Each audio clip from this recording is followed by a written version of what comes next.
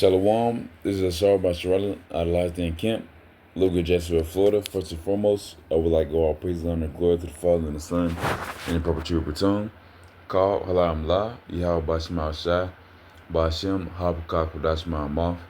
Also, double honor to the elders of the Apostle GMS and Devon Samad as well. Arwan Basharala. Peace and blessings 1/3, and sanctity for elect. This is going to be a quick little lesson, going on the righteous being saved. I think last lesson I had was salvation, basically. No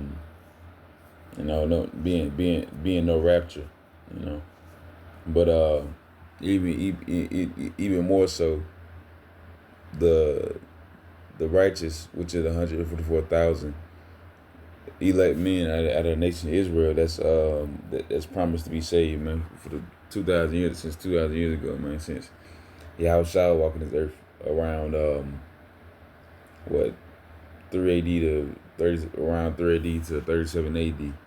The being at 37 AD being the time he was crucified, our Lord was crucified.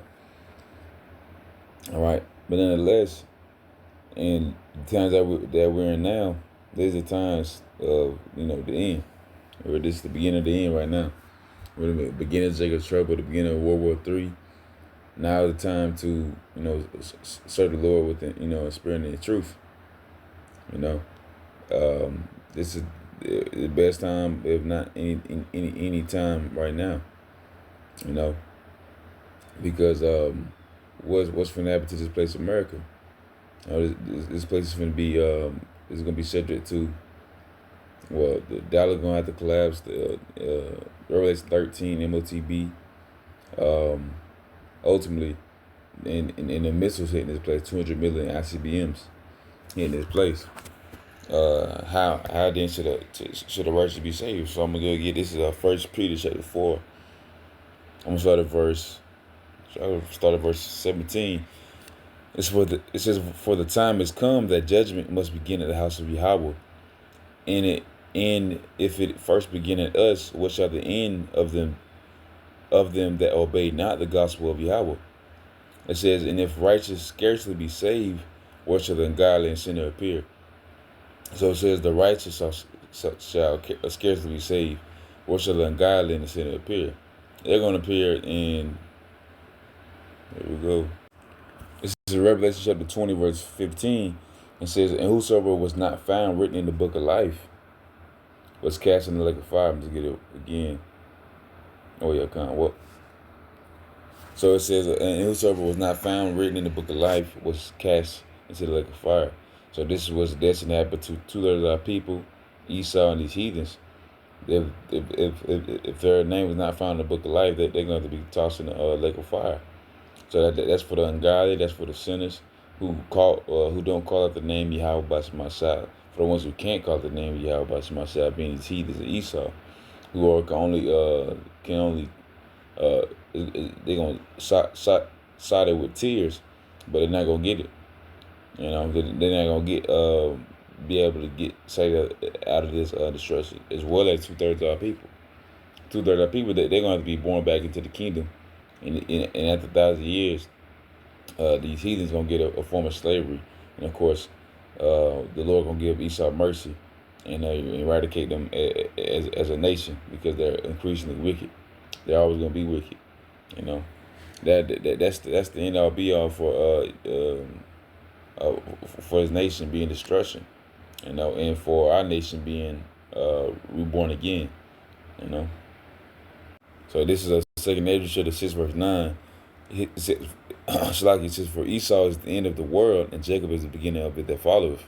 So Esau is only destined to destroy this place.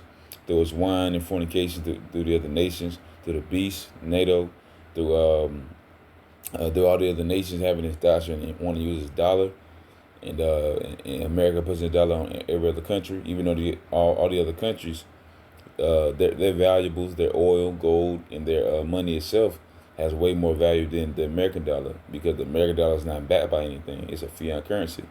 It's not backed by oil.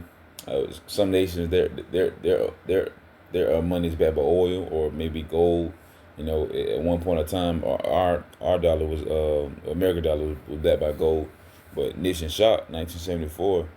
Now it's not. Now they can print as much money. Now they got a whole bunch of debt notes. Now they got a whole bunch of now they're in debt. You're supposed to be able to interchange your money for valuables, but now a dollar is not even worth a dollar. It's worth probably one hundredth of a dollar, or maybe one thousandth of a dollar, because it's only just a piece of paper that has no true value because it's not backed by anything no more. You know. But nonetheless, this how Esau kingdom is gonna be destroyed. It's gonna be destroyed by how he set it up. He set it up through using more so economics as a standard, you know, and of course by his backings of the military, military, money, and religion. All them things gonna be done away with. It's especially due to the eradication of the physical dollar, you know, and turn into a monetary digital currency. And and of course, one of the worst things he ever created that the Lord allowed these Temanites or these Germans to create, which is nuclear energy and nuclear fission, the ability to split an atom. All right, uh, Esau called himself the merchant of death, called himself God because they can destroy. You know, could they can destroy things. But guess what? That's gonna turn right back on the behind, turn this place into a lake of fire. 200 million ICBMs are destined to hit this place. 200,000.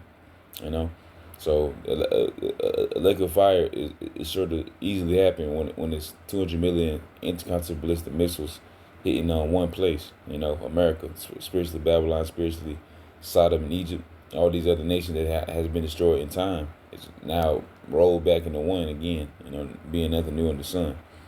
So that's how Esau gonna be the end of this world, and Jacob getting a kingdom, reigning forever and ever, and ever. I'm gonna get that.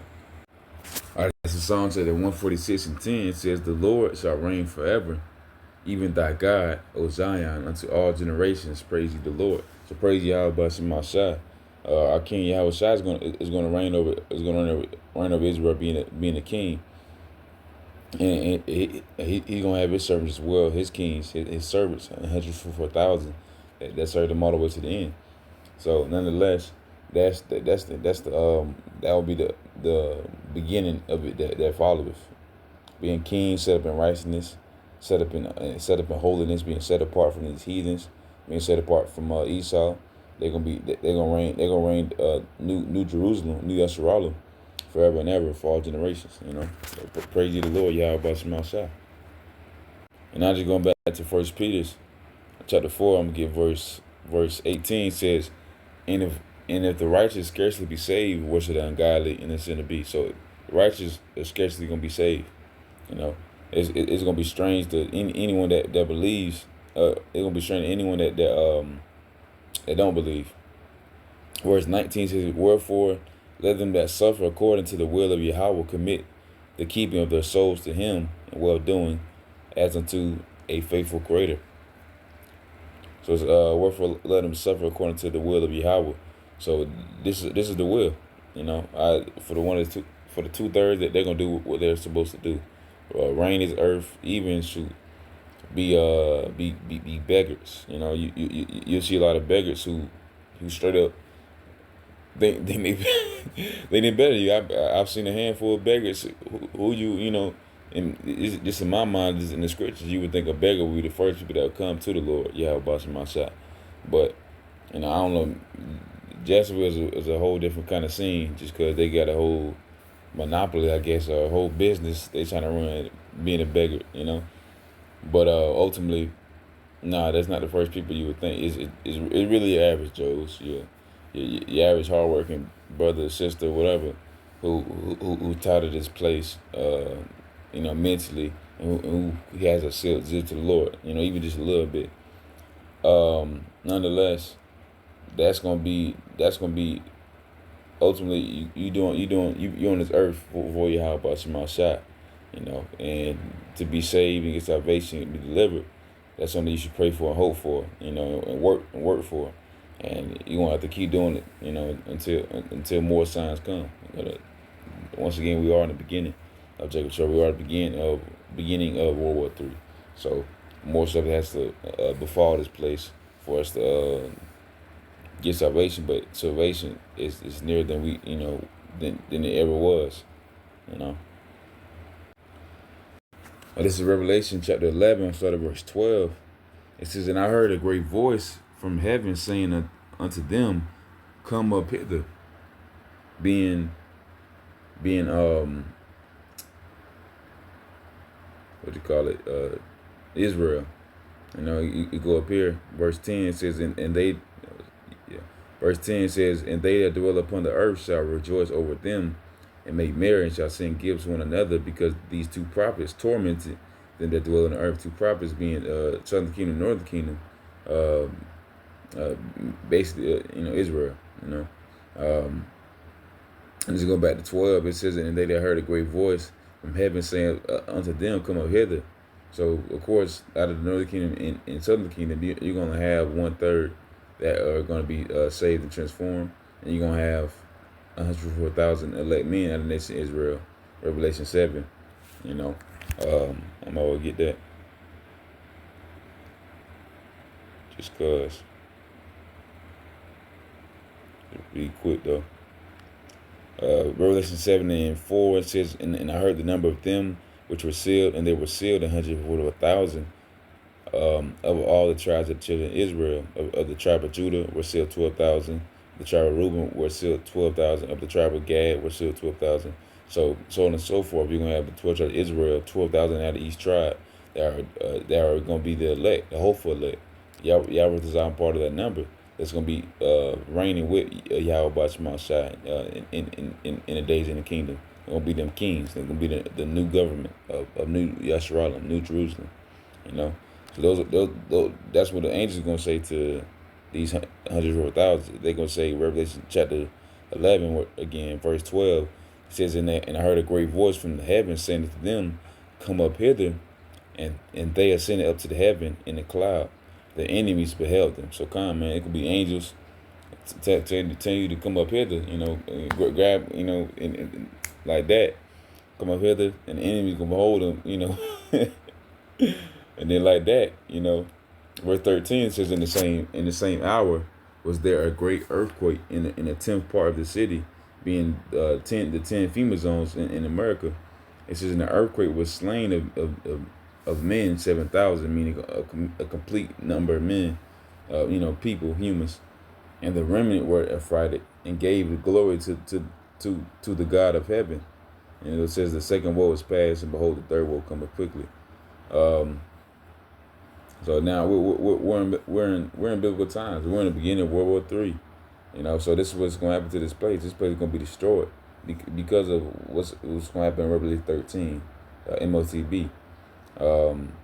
Come up hither. That's what the angel is going to say to his men, 104,000 elect men that pushed and did a due diligence all the way to the end. All right. Because guess what? As soon as that happens, this place got to get destroyed. Bada bing, bada boom. In the same hour was the great earthquake. The missiles, 200 million ICBMs. Even though it took each 2,000 years to build this place, it's gonna take about an hour. For this place to be destroyed. Because it's nothing. It's nothing to the Lord. It's Babylon. It's land confusion. It's nothing but a devil's pot. Once again, this is Zechariah chapter 13, verse 8. It says, "And it shall come to pass that in all the land, saith the Lord, 2 parts therein shall be cut off and die, but the third shall be left therein." So just once again, just going into the 1/3 and the 2/3. The 2/3 have to be cut off because of the iniquity they have done for not ultimately for tearing it for the Lord, not following Yahweh by Shema Shai. For the 1/3 they should be, and for the third 1/3 that should be left therein. They're going to be the ones that are going to be changed and transformed through the spirit of Yahweh by Shema Shai, and that the ones that they're going to be saved and delivered because they call on their deliverer Yahweh Shai, meaning he delivers. And they call him the Father, he exists.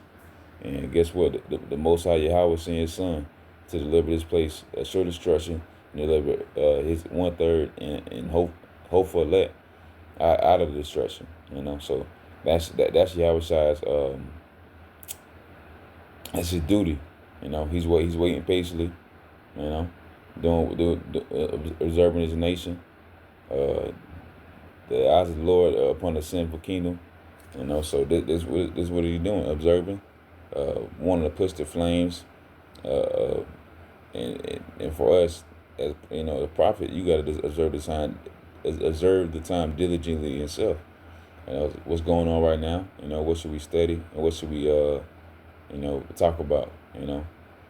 But nonetheless, I just wanted to get it out because I had that in there. Being the elect gonna be saved by angels. They're saying, "Come up hither," and within the same hour, this place gonna have to be kaboom, be destroyed. Like after the service going, what is this place to Yahweh by some outside? Nothing.